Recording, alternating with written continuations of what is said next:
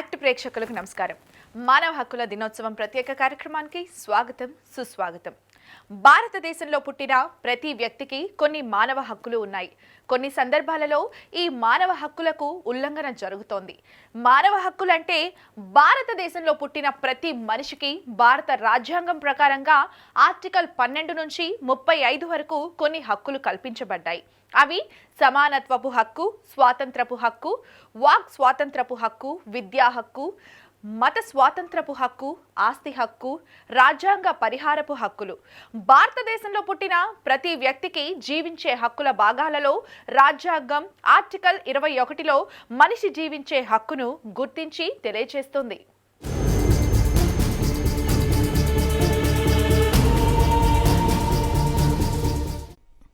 ఐక్యరాజ్య సమితి సార్వత్రిక మానవ హక్కుల ప్రకటనను 1948 డిసెంబర్ 10వ తేదీన ప్రకటించింది. ప్రతి సంవత్సరం డిసెంబర్ 10వ తేదీని అంతర్జాతీయ మానవ హక్కుల దినోత్సవంగా జరుపుకుంటారు. ప్రపంచంలోని అన్ని ప్రాంతాలకు చెందిన చట్టపరమైన అంశాలలో, సార్వత్రిక వ్యవహారాలలో వేర్వేరు నేపథ్యాలున్న ప్రతినిధులు కలిసి 2 సంవత్సరాలు శ్రమించి మానవ హక్కులను రూపొందించారు. ప్రపంచంలో అన్ని దేశాల ప్రజలందరికీ ఆదర్శనీయమైన ఒక ఉమ్మడి ప్రమాణంగా డిసెంబర్ 10న ఫ్రాన్స్ రాజధాని ప్యారిస్లో సర్వప్రతినిధి సభ ఈ మానవ హక్కుల తీర్మానాన్ని ఆమోదించింది. మనము మానవ హక్కుల దినోత్సవంగా డిసెంబర్ 10వ తారీఖున జరుపుకున్నాం. 1948లో ఐక్యరాజ్య సమితి మానవ హక్కుల దినోత్సవాన్ని ఒక ప్రత్యేకంగా రూపొందింది. శ్రీశ్రీ చెప్పాడు, మానవ జాతి చరిత్ర సమస్తం పరపీడన పరాయత్వం. ఒక జాతిని మరొక జాతి, ఒక దేశాన్ని మరొక దేశం, ఒక వ్యక్తిని ఒక వ్యక్తి దోచుకునే ఈ వ్యవస్థ నుండి బయటపడాలని మానవుడు సాగించే సుదీర్ఘ పోరాట ఫలితమే మానవ హక్కుల దినోత్సవం. ప్రస్తుతం సమాజంలో జరుగుతున్న వినియోగ సంస్కృతి, మెటీరియలిస్టిక్ కల్చర్ ఏర్పడిన సమాజంలో మానవ హక్కులకి ఎంతో ప్రాధాన్యత ఉంది. స్త్రీ పురుష ముఖ్యంగా స్త్రీల మీద, చిన్నపిల్లల చైల్డ్ ట్రాఫిక్ మీద, చిన్నపిల్లల మీద ఈ మానవ హక్కుల ఉల్లంఘన విపరీతంగా జరుగుతుంది. దానిని అంతేకాకుండా మన ప్రస్తుత దేశ పరిస్థితులు చూస్తే ఎవరైతే కష్టజీవులు రైతులు ఢిల్లీలో చేస్తున్న ఆందోళన ఇవన్నీ కూడా వాళ్ళ హక్కులు, వాళ్ళ అస్తిత్వం కోసం జరిగే పోరాటాలు. ఆ పోరాటాల్లోకి వ్యక్తి ప్రధానము. ఈ యొక్క సమాజంలో జీవిస్తున్న వ్యక్తులు ఏ విధంగా తమ హక్కుల కోసం తమ పోరాటం సాగిస్తారో అదే మొత్తం చరిత్ర సారాంశం అన్నమాట. అయినప్పటికీ సమానత్వం లేని ఈ సమాజంలోనూ స్త్రీ పురుష లింగ భేదాలు, అనేక అసమానతలు ఉండటము, జైల్లో ఖైదీలు, హక్కులు లేకపోవటం, ఇవన్నీ కూడా మన ప్రస్తుత మానవ సమాజంలో అత్యంత దారుణంగా జరుగుతున్న మానవ హక్కు ఉల్లంఘన. ప్రపంచంలో ఉన్న మానవులంతా ఒక్కటే అని, ప్రతి ఒక్కరికి సహజ సిద్ధమైన గౌరవం, సమానమైన శాశ్వతమైన హక్కులు ఉన్నాయని, చట్టం ముందు అందరూ సమానులే అని తెలియజేయడం ఈ దినోత్సవం యొక్క ముఖ్య ఉద్దేశం.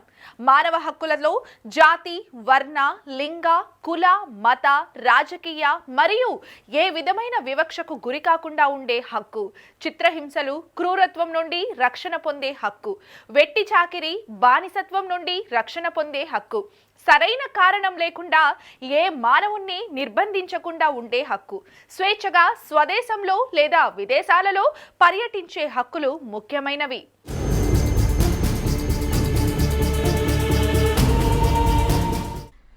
మానవ హక్కుల ఉల్లంఘనకు సంబంధించి ఫిర్యాదులను వెంటనే పరిష్కరించడం కోసం కోర్టులతో పాటు మానవ హక్కుల కమిషన్లు ఏర్పాటు చేయబడ్డాయి. క్రీస్తుశకం 1215లో అప్పటి ఇంగ్లాండ్ రాజు జాన్ విడుదల చేసిన మాగ్నా కర్తా మొట్టమొదటి మానవ హక్కుల ప్రకటన నుండే భారత రాజ్యాంగంలోని ప్రాథమిక హక్కులు రూపొందాయి. 1993లో రూపొందిన మానవ హక్కుల పరిరక్షణ చట్టం 1994 జనవరి 8 నుండి అమల్లోకి వచ్చింది. మనం మానవ హక్కుల అంటే ఏంటి, అది ఎందుకు స్థాపించబడింది అనే విషయం గురించి మాట్లాడాలని అనుకుంటున్నాను. ఐక్యరాజ్య సమితి వారు 1948లో డిసెంబర్ 10వ తారీఖున ప్రతి సంవత్సరం కూడా అంతర్జాతీయ మానవ హక్కుల దినోత్సవాన్ని జరపాలని ప్రతిపాదన చేశారు. అసలు మానవ హక్కులు అంటే ఏంటి? మనిషికి ఉండే హక్కులన్నీ కూడా మానవ హక్కులు. అట్లాగే క్యాస్ట్ పరంగా, మతపరంగా, క్యాస్ట్ పరంగా, వర్ణము అంటే రంగు, నలుపు తెలుపు అనేటటువంటి ఏ విధమైనటువంటి ఇవేమీ లేకుండా, డిస్క్రిమినేషన్ ఏమీ లేకుండా ప్రతి మానవుడు కూడా స్వేచ్ఛగా ఈ భూమి మీద నివసించడానికి ప్రతి దేశము కూడా కొన్ని హక్కులను ప్రతిపాదించింది. అవి ప్రతిపాదించి అవన్నీ కూడా పాటించాలని ఐక్యరాజ్య సమితి వారు 1948 డిసెంబర్ 10న ఈ దినోత్సవాన్ని జరుపుకోవాలని తెలియజేశారు. ఇప్పుడు మనకి ఏ విధమైనటువంటి ఇప్పుడు ఆడవాళ్ళు ఉన్నారు, మగవాళ్ళకి ఆడవాళ్ళకి కూడా మనం తేడా చూపిస్తూ ఉంటారు. మనం ఇంట్లోనే పిల్లల్ని అబ్బాయి అమ్మాయి ఇద్దరు ఉన్నారనుకోండి, అమ్మాయిని ఎక్కువగా చదివించడానికి మనం కొద్దిగా చదివించేసి నీకెందుకులే అనేసి మనం ఆపేస్తుంటాం. మనం అలా చేయకూడదు. ఎందుకంటే అమ్మాయిలకైనా అబ్బాయిలకైనా ఒకటే హక్కులు ఉన్నాయి. మన ఇంటి నుంచే స్టార్ట్ అవ్వాలి. మన తల్లిదండ్రులమైనటువంటి మనమే మన పిల్లలకి హక్కుల గురించి తెలియజేయాలి. బోత్ అబ్బాయి అమ్మాయి ఇద్దరు కూడా సమానమే, ఇద్దరికి సమానమైన హక్కులు ఉన్నాయని మనం ఇంటి నుండే తెలియజేయాలి. తద్వారా ఆడపిల్లల్లో ధైర్యాన్ని వస్తుంది, బాగా చదువుకోగలుగుతారు, వాళ్ళు స్వశక్తిగా సంపాదన చేసుకోగలుగుతారు, వాళ్ళ కాళ్ళ మీద వాళ్ళు నిలబడగలుగుతారు. ఆ విధంగా మనం అట్లాగే కాలేజీలకు వచ్చారనుకోండి, కళాశాలలో కూడా మనం అమ్మాయిలని అన్ని విధాలు కూడా ఎంకరేజ్మెంట్ చేయాలి. యాంటీ ర్యాగింగ్ ఏమైనా చేస్తున్నా సరే, లేకపోతే వాళ్ళు ఏదైనా ఇబ్బందులకు గురవుతున్నా సరే, మనం వాళ్ళ యొక్క ఏంటి అనే సమస్యలు మనం పట్టించుకొని వాళ్ళకి వేరే వాళ్ళ ద్వారా ఏమన్నా ఇబ్బందులు కలిగినట్లయితే కనుక వాళ్ళ హక్కుల్ని మనం కాపాడగలగాలి. మన ప్రదేశంలో మన చుట్టుప్రక్కల ఉన్నటువంటి సమయంలో ఎవరైనా సరే వాళ్ళకి డిస్క్రిమినేషన్ కనుక గురైనట్లయితే ప్రతి మానవుడు కూడా చూస్తూ ఉండకుండా ఎందుకు ఇలా చేస్తున్నారని మనం అడగవలసి ఉంటుంది. ఈరోజు మానవాళి అంతర్జాతీయ మానవ హక్కుల దినోత్సవాన్ని జరుపుకుంటోంది. మానవ హక్కుల పరిరక్షణకు చట్టాలలో మార్పును తీసుకురావడానికి సామాజిక ఉద్యమాల్లో పాల్గొంటున్న యువత పాత్ర చాలా ముఖ్యమైందని హక్కుల దినోత్సవం సారాంశం. మానవ హక్కుల కోసం ఎన్నో పోరాటాలు, విప్లవాలు జరిగి మానవుడికి హక్కులు అనేవి ప్రాథమిక అవసరాలుగా గుర్తించబడ్డాయి. హక్కులు అంటే వ్యక్తుల యొక్క హేతుబద్ధమైన కోరికలనే హక్కులుగా మనం చెప్తుంటాం. చట్టపరంగా దీనికి రాజ్యాంగ చట్టం తరపు నుంచి సపోర్ట్ ఉంటేనే అవి చట్టాలైతేనే హక్కులుగా మారుతాయి.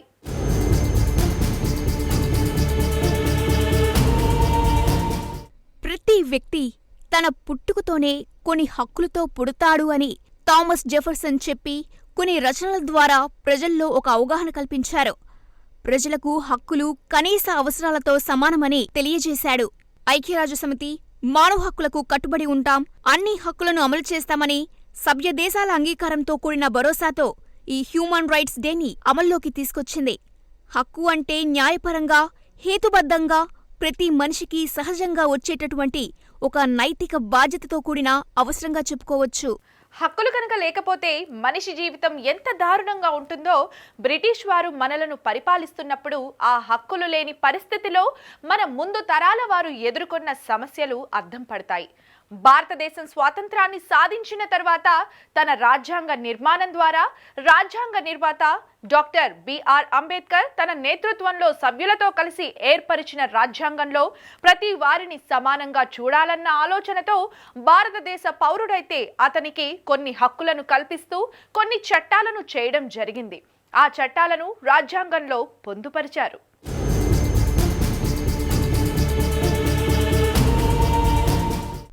భారత రాజ్యాంగంలో కొన్ని హక్కులను ప్రాథమిక హక్కులుగా గుర్తించడం జరిగింది.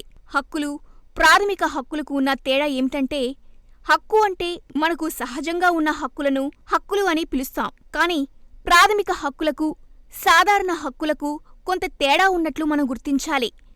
భారత రాజ్యాంగం ఏదైనా హక్కులను ప్రాథమిక హక్కులుగా గుర్తిస్తే వాటి ఉల్లంఘన జరిగినప్పుడు మనం రాష్ట్రంలోనే హైకోర్టుకు గాని, దేశంలో ఉండే అత్యున్నత స్థాయి ఉన్న సుప్రీంకోర్టుకు గాని దావా వేసి మన సమస్యను విన్నవించుకోవచ్చు.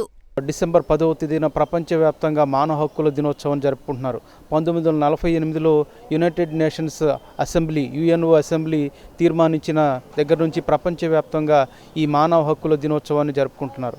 ఎందుకు అనంటే ప్రపంచంలో అందరూ మానవులుగా జన్మించినప్పటికీ కులము, మతము, ప్రాంతము, భాష, రంగు వివిధ భేదాల చేత మనలో మనమే వివక్షత చూపిస్తున్నాం. ఆ వివక్షత కారణంగా అభివృద్ధికి అది ఆటంకం కలుగుతుంది.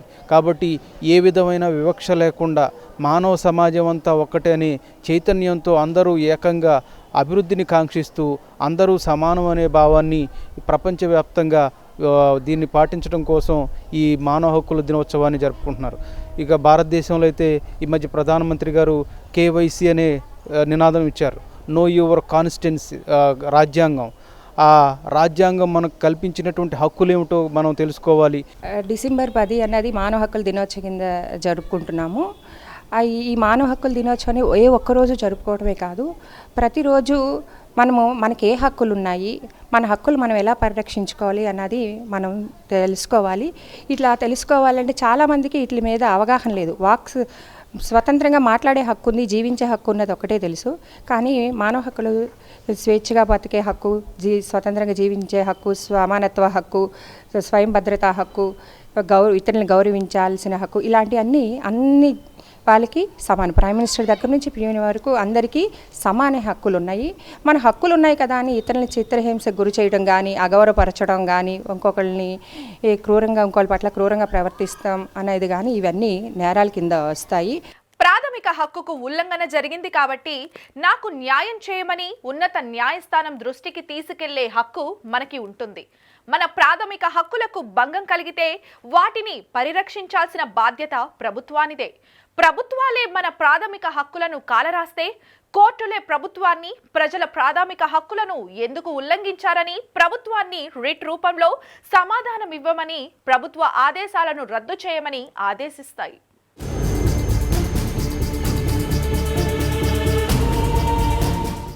భారత రాజ్యాంగం మనకు కల్పించిన ప్రాథమిక హక్కులు 6.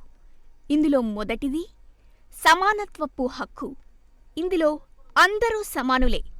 ఎటువంటి లింగ వివక్ష గాని, మత వివక్ష గాని, ఒంటి మీద ఉన్న రంగు పట్ల వివక్ష గాని ఏది కూడా పాటించకుండా అందరం సమానంగా ఉండడమే ఈ సమానత్వపు హక్కు ఉద్దేశం. ఇందులో 5 విభాగాలు. అవి: 1. చట్టరక్షణలో సమానత్వం. అధికార బలం ఉన్నప్పటికీ రాష్ట్రపతి, ప్రధానమంత్రి నుంచి సామాన్యుడి వరకు చట్టరక్షణలో సమానత్వం కల్పించడం. 2. సామాజిక సమానత్వం. సమాజంలో వృత్తిపరంగా గాని, హోదాపరంగా గాని అందర్నీ సమానంగా చూడడం. ఇక 3. అవకాశాలలో సమానత్వం. ఏ ప్రాంతం వారైనా, ఏ ఉద్యోగస్తులైనా, వ్యాపారస్తులైనా, ఏ ప్రదేశంలోనైనా తమ వృత్తిని చేసుకునే అవకాశాలను కల్పించటం. మానవ హక్కుల దినం, దాని universal declaration of human rights 1948 అంటారు. ఇంతకుముందు మానవ హక్కులు అన్నది ఎప్పుడు ఏర్పడిందంటే 1948 డిసెంబర్ 10న ప్రపంచంలో ఉన్న దేశాలన్నీ కలిసి ఐక్యరాజ్య సమితిలో ఒక ఒడంబడిక మీద సంతకం పెట్టడం జరిగింది. దానికి భారతదేశము ఒక సిగ్నేటరీ. అంతర్జాతీయ మానవ హక్కుల పరిరక్షణలో ఉన్న వాటికి అన్నిటికీ భారతదేశము అనుకూలంగా చట్టాలు చేయాలి. క్షేమంగా, భద్రంగా, గౌరవంగా, విత్ డిగ్నిటీ తోటి బతికే అవకాశము మానవ హక్కుల ద్వారా ప్రపంచంలో ఉన్న ప్రతి మానవుడికి ఉంది. ఎవరిని వివక్షత చేయడం కానీ, వారిని చిన్నచూపు చూడడం కానీ చేయటానికి అవకాశం లేదు.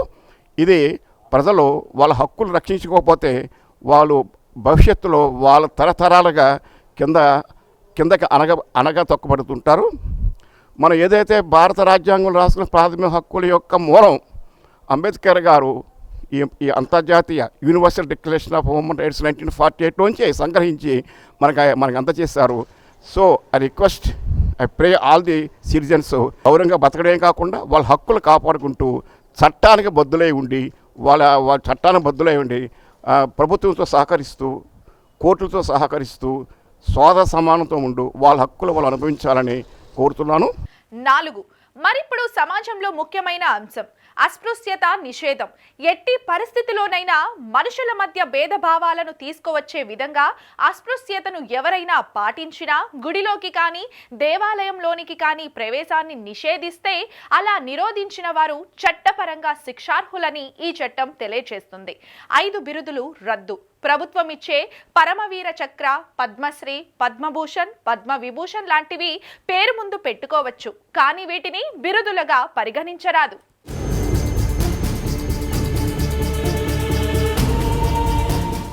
ఏదైనా తప్పు జరిగితే శిక్షలకు ప్రధానమంత్రి అయినా, సామాన్యుడైనా చట్టం ముందు సమానులే అని రాజ్యాంగం తీర్మానించిందే. మరో 2వ ప్రాథమిక హక్కు స్వాతంత్రపు హక్కు. ఇందులో వాక్ స్వాతంత్రం, భావ ప్రకటన స్వేచ్ఛ, శాంతియుతంగా సమావేశమయ్యే స్వేచ్ఛ, సంఘాలు, సభలుగా ఏర్పడే హక్కులు ఉన్నాయి. ఎక్కడైనా నివసించే హక్కు, ఏ వృత్తి ఉపాధితోనైనా జీవించే హక్కును కూడా రాజ్యాంగం ప్రసాదించింది. వ్యక్తిగత జీవితాన్ని ఆపే హక్కు ఏ రాజ్యాంగానికి కూడా లేదని ఈ హక్కు మనకు తెలియజేస్తోంది. కానీ సమాజాన్ని రెచ్చగొట్టే ప్రయత్నాలు చేయడానికి, సమాజంలోని ప్రజలకు హాని చేయడానికి ప్రయత్నించరాదని రాజ్యాంగంలో పొందుపరచడం జరిగింది. జీవించే హక్కు ఉంది కానీ మరణించే హక్కు మనకు లేదని అలా ప్రయత్నిస్తే శిక్షకు గురి కావాల్సి వస్తుంది. ప్రతి సంవత్సరం మనం మానవ హక్కుల దినోత్సవాన్ని డిసెంబర్ 12వ తేదీన జరుపుకుంటున్నాం. కానీ అది ఎందుకు జరుపుకుంటున్నాం, ఎలా జరుపుకుంటున్నాం అనేది కూడా తెలియకుండానే ఉంది. ఇంకా చాలా రిమోట్ ఏరియాస్లో ఉండే వ్యక్తులకు మనకి ఏమేమి హక్కులు ఉన్నాయి, అవి ఎలాగా పొందాలి అనే ఇది కూడా తెలియట్లేదు. మనకి స్వేచ్ఛగా జీవించే హక్కు, అలాగే విద్యా హక్కు, చిన్నపిల్లలకి విద్యను పొందే హక్కు, పెద్దవారికి వయసు వచ్చిన వారికి ఇష్టమైన వాళ్ళతో పెళ్లి చేసుకునే హక్కు, మతం మార్చుకునే హక్కు, ఇలా రకరకాల హక్కులు ఉన్నాయి. అలాగే మన విదేశీ పౌరసత్వం పొందే హక్కు, మళ్ళీ తిరిగి వస్తే ఇక్కడ పౌరసత్వం పొందే హక్కు, ఇలాంటివి చాలా ఉన్నాయి. మూడవ హక్కు వెట్టి చాకిరిని నిరోధించే హక్కు. ఎవరినైనా బలవంతంగా నిర్బంధించినా లేక తక్కువ జీతంతో శ్రామిక దోపిడీ జరిగినా ఈ చట్టం ద్వారా రక్షణ కల్పించబడుతుంది. 14 సంవత్సరాల లోపు బాలబాలికలను కర్మాగారాలలో పెట్టుకోవడం చట్టరీత్యా నేరమని ఈ హక్కు ద్వారా బాలబాలికలకు రక్షణ కల్పించబడుతోంది. 4వ హక్కు మత స్వాతంత్రపు హక్కు. ఇందులో మీరు ఏ మతాన్నైనా పాటించే హక్కు భారత రాజ్యాంగం మీకు కల్పించింది. భారతదేశానికి ఒక మతం మీద మక్కువ కానీ, ఒక మతం మీద అయిష్టత కానీ ఏమీ లేదు. అసలు ప్రభుత్వానికి మతం అనేదే లేదు.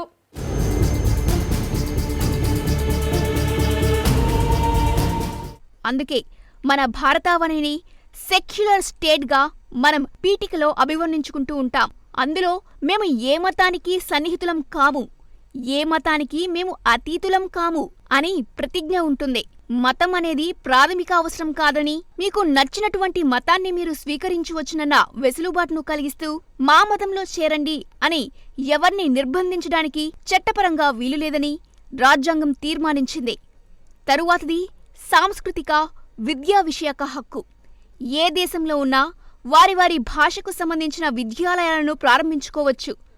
ఆ ప్రాంతంలోనే భాషకు సంబంధించి ప్రభుత్వం కలిగిస్తున్న సదుపాయాలను ఇతర భాషల వారి విద్యాలయాలకు కూడా కల్పించాలని రాజ్యాంగం తెలియజేస్తుంది.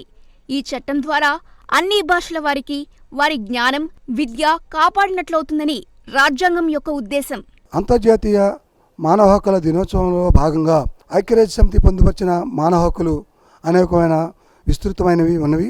అందులో జీవించే హక్కు, అలాగే ఎక్కడికైనా సంచరించే హక్కు, భావ ప్రకటన స్వేచ్ఛ, ఇవన్నీ కూడా మన కాన్స్టిట్యూషన్లో పొందుపరుచుకున్న ఆర్టికల్ 19, ఆర్టికల్ 21, ఆర్టికల్స్ అనేకవి మానవ హక్కులలో భాగంగానే అంతర్జాతీయ మానవ హక్కుల్లో కూడా పొందుపరచడం జరిగింది. ఈ దేశంలో ఉన్న ప్రజలందరూ కూడా వారు ఏ ప్రాంతంలో అయినా సరే కలిసి జీవించవచ్చు. ఏ మతం వారైనా సరే ఇతర మతాల వారితో కలిసి సహజీవనం చేయవచ్చు.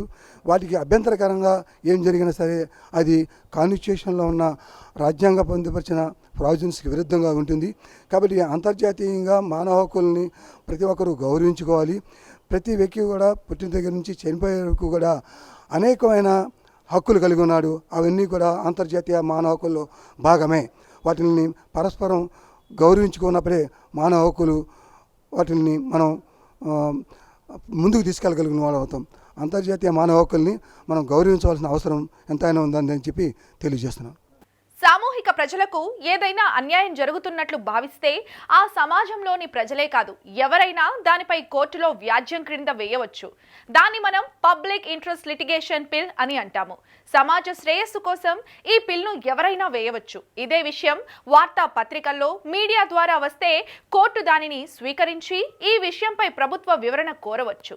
కోర్టు నేరుగా తీసుకునే విచారణను సుమోటో అంటారు. ఇలా ప్రాథమిక హక్కులకు సమాజంలో ఓ గుర్తింపు ఉంది.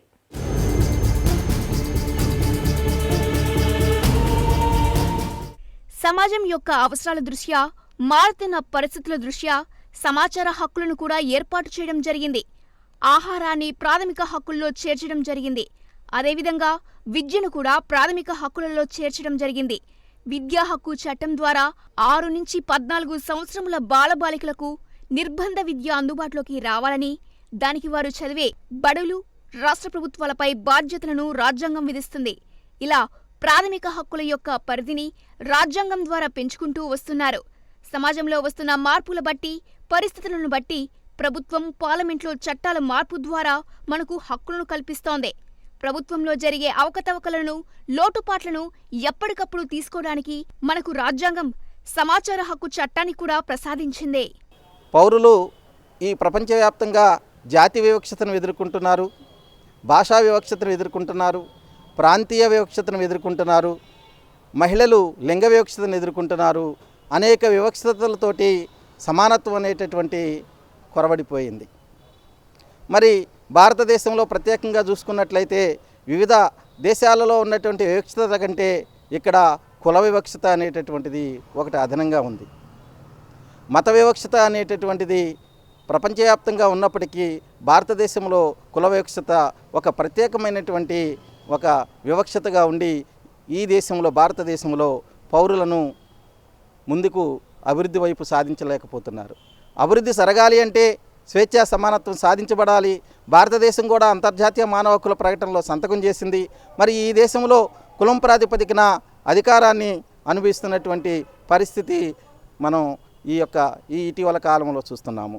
కులాలు, మతాలు మరి అధికారంలోకి చొచ్చుకుని వచ్చి ప్రజల మధ్య చిచ్చుపెట్టి అనేక రకాలైనటువంటి హింసకు పాల్పడుతున్నటువంటి పరిస్థితులు మనం గమనిస్తున్నాం. ఈ దేశంలో కార్మికులకు హక్కులు లేవు, రైతాంగానికి హక్కులు లేవు, దళితులకు హక్కులు లేవు, స్త్రీలకు హక్కులు లేవు, విద్యార్థులు, యువజనులు వాళ్ళు అందరూ కూడా వాళ్ళ హక్కును అనుభవించలేనటువంటి పరిస్థితి ఉంది. ఐక్యరాజ్య సమితిలో భారతదేశం కూడా సభ్యదేశం కాబట్టి మానవ హక్కులను మన భారతదేశం కూడా గుర్తించింది. హ్యూమన్ రైట్స్ యాక్ట్ ద్వారా మనకు జాతీయ మానవ హక్కుల కమిషన్, అలాగే రాష్ట్రాల మానవ హక్కుల కమిషన్లు, మహిళా మానవ హక్కుల కమిషన్లు, షెడ్యూల్ కులాలు, తెగల యొక్క కమిషన్లు ఏర్పాట్లు చేయడం ద్వారా ప్రభుత్వానికి, కోర్టులకు సమానంగా వీటికి అధికారులను కల్పించడం జరిగింది.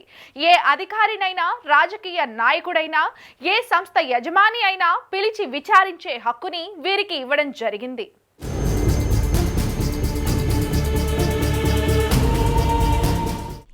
ఏదైనా తప్పు జరిగిందని నివేదికలో నిరూపించగలిగితే కోర్టులలాగానే వీరు కూడా శిక్షలు విధించగలుగుతారు.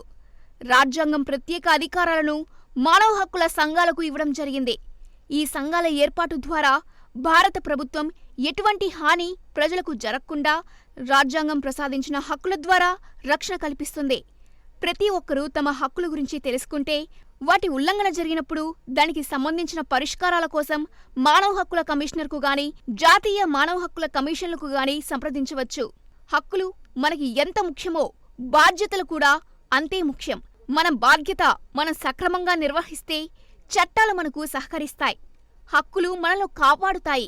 ఈ హక్కులు పొందవలసినటువంటి ప్రజలు మొత్తంగా కూడా హక్కులు పొందకుండా వాళ్ళు దూరంగా ఉండటానికి గల కారణం వాళ్ళ హక్కులు అవగాహన లేకుండా చేసి ఈ దేశంలో ఉన్నటువంటి ప్రజల్ని చాలా ఇబ్బందులు పెడుతున్నటువంటి స్థితి ఈ పాలక వర్గాలు చేస్తూ ఉన్నాయి. ఈ రాజ్యాంగ శక్తులు ఏవైతే ఉన్నాయో ఈ రాజ్యాంగపరమైనటువంటి పాలన చేయకుండా హక్కుల్ని అనుభవించాల్సినటువంటి ఫలాలను అనుభవించాల్సినటువంటి ప్రజలు ఎవరైతే ఉన్నారో వాళ్ళకి అవగాహన లేకుండా చేస్తున్నటువంటి పరిస్థితి ఉంది. ఈ పల్లె ప్రాంతాల్లో ఉన్నటువంటి కానీ మహిళలు కానీ, స్త్రీలు కానీ, ఆడపిల్లలు కానీ, బాలలు కానీ, వృద్ధులు కానీ వీళ్ళందరికీ హక్కులపరమైనటువంటి అవగాహన కల్పించవలసిన అవగాహన ప్రభుత్వం అయిపోయింది. అలాగా కల్పించాలని చెప్పని పౌర హక్కుల సంఘంగా మేము డిమాండ్ చేస్తా ఉన్నాం. చూశారు కదా, ఇది ఇవాల్టి మానవ హక్కుల దినోత్సవం ప్రత్యేక కార్యక్రమం. మరో ప్రత్యేక కార్యక్రమంలో మళ్ళీ కలుసుకుందాం. అంతవరకు సెలవు, నమస్కారం.